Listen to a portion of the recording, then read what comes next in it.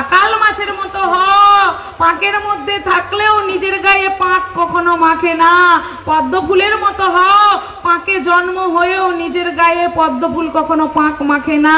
তাই সেই ভাড়া করা দেহ, এই অনিত্য দেহ নিয়ে অহংকার করো না, ছাড়ো অহংকার, করো কৃষ্ণেরও সংসার। ভগবান গীতায় বলেছে কত সুন্দর শ্লোক, বন্ধুরাত্মত্মানস্তস্যা জেনাত বৈম বাত্মনাজিত অনাত্মনস্তু শত্রুতে বর্তেতাত্মৈব শত্রুবৎ। যিনি তার মনকে জয় করে গোবিন্দ চরণে দিতে পেরেছেন, তার মনটাই তার পরম বান্ধব, তার পরম বন্ধু। আর যিনি তার মনটাকে জয়ী করতে পারেননি, সংসারের পাঁকের মধ্যে ঘেঁটে, পাঁক ঘেঁটে সবসময় সংসারের মলমূত্র ঘেঁটে ফেলছে, তিনি তার কাছে তার মনই হলো পরম শত্রু। সংসারের মধ্যে থাকো, সংসারের মধ্যে থাকো, স্বামীর সেবা করো, পুত্রের সেবা করো, পরিজনের সেবা করো, কিন্তু ভুলে যেও না এই জগৎটা হলো অভিনয় মঞ্চ। স্বামী পুত্র পরিজন কেউ আমার নয়, মাত্র দুটো দিনের দেখা। যেমন এই জগতে 2.5 ঘন্টার যাত্রা হয়, যাত্রায় বাবা মা দিদি ভাই বোন সবাই আমরা সাজি। যেই না যাত্রা শেষ, কারো বাড়ি কোলাঘাট, কারো বাড়ি কুমারচক, কারো বাড়ি কলকাতা, কারোর সঙ্গে কারোর দেখা নাই। তেমনি আমরাও কেউ বা 20 বছর, 40 বছর, 80 বছর, 100 বছরের জন্য এখানে যাত্রা করতে এসেছি।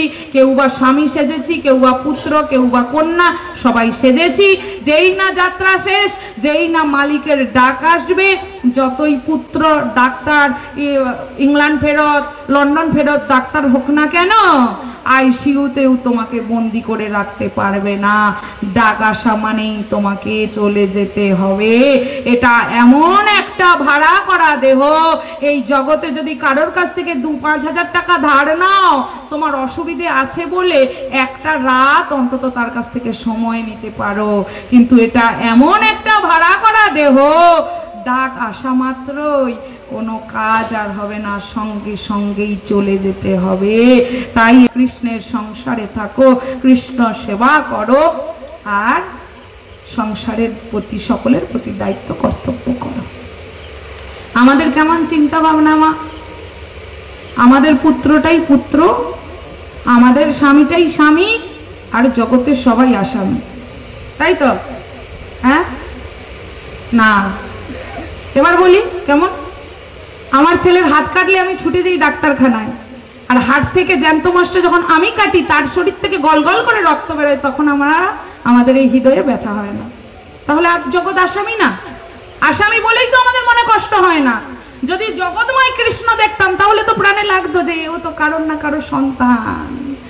যেমন আমার সন্তানের হাত কাটলে কষ্ট হয়, তেমন একেও যে কাটছে এর কত কষ্ট হচ্ছে, এর কি দোষ? এ তো এর কর্মফলের জন্য মাছ হয়ে এসেছে, মাংস হয়ে এসেছে, তাই না?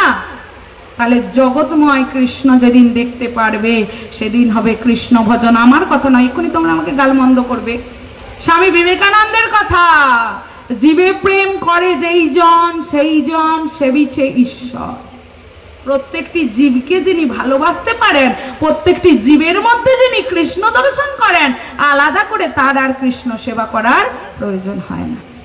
চলো তাহলে এই পৃথিবীতে আসার একমাত্র উদ্দেশ্য কি? কৃষ্ণ ভজন। কারণ আমার কথা নয়, শাস্ত্রের কথা, কৃষ্ণ ভজিবাদ করেই এই সংসারে এসেছি। এই সংসারে আসার একমাত্র উদ্দেশ্য হলো কৃষ্ণ ভজন, কৃষ্ণের সেবা করা। তাহলে আমাদেরকে কৃষ্ণ সেবা করতে হবে। কৃষ্ণ সেবা করতে তখনই স্বাদ জাগবে যখন আমরা কৃষ্ণকে ভালোবাসতে পারবো। এখন তোমরা আমাকে চেনো না, এই আজকের দিনটাই আমাকে দেখছো, তাই তো? কেউ যদি বলে এই কোলাঘাটে একজন আছে অনামিকা দাসী, চল আজকে গিয়ে তার সেবা করে আসি, তোমাদের ইচ্ছে যাবে? ও কোথাকার কে, কে কার কে অনামিকা দাসী, তার সেবা কেন আমরা করতে যাব? কিন্তু আজকে এই যে পাঠ করছি, পাঠ করার পর আমি যখন নামবো, তখন মায়েরা বলছে মা কি খাবেন, মা জল খাবেন, সেবা করার একটা ইচ্ছে জাগবে, কারণ আমাকে দেখেছে, আমার মুখ থেকে কথা শুনেছে। তেমনি ভগবানেরও কথা শোনার স্বাদ তখনই জাগবে যখন ভগবানের প্রতি আমাদের ভালোবাসাটা তৈরি হবে। কিন্তু সেটা কি করে তৈরি হবে? ছোট্ট প্রহ্লাদ বলছেন কি, হ্যাঁ গো, আমাদের ঘরের ছেলে নয়, মানুষের ঘরে জন্মায়নি গো, অসুর রাক্ষসের ঘরে জন্মেছে, মাত্র 5 বছরের ছেলে। ভগবানের ভক্তি শেখাচ্ছে কি? শোভন কীর্তন শরণ বিষ্ণু অর্চনা বন্দন পাদ সেবন দাস্য সূক্ষ্ম আত্মনিবেদন। কি বলেছে? হ্যাঁ, প্রথমে শ্রবণ, তারপর কীর্তন, তারপর শরণ, তারপর অর্চন, তারপর বন্দন, তারপর দাস্য, তারপর সখ্য পাদ সেবনম আত্মনিবেদনম। এই 9 ভক্তির শিক্ষা দিয়েছে। প্রথমেই কাকে রেখেছি? শোভন। গোপীরা বলেছেন তাদের গোপী গীতে কি বলেছে? তব কথা মৃতাং তপ্ত জীবনাং কবিভিরিতাং কালমশাপহম শ্রবণ মঙ্গলম শ্রীমদাততাং ভুবি গৃণন্তি তে ভূরিদা জনা। তোমার কথা শুনলেই মঙ্গল হবে। শ্রবণ মঙ্গলম, শোনা মাত্রই মঙ্গল হবে। আর কি লাভ হবে? যে তোমার কথা যদি আমরা শুনি, এই যে আমাদের সংসারে শুধু চাওয়া পাওয়ার আগুন জ্বলছে, স্বামী বলে ওই দাও, ছেলে বলে মা আমার এই চাই, না কন্যা বলে আমার এই চাই, পরিজনেরা বলে এই চাই, শুধু চাওয়া পাওয়ার জ্বালা।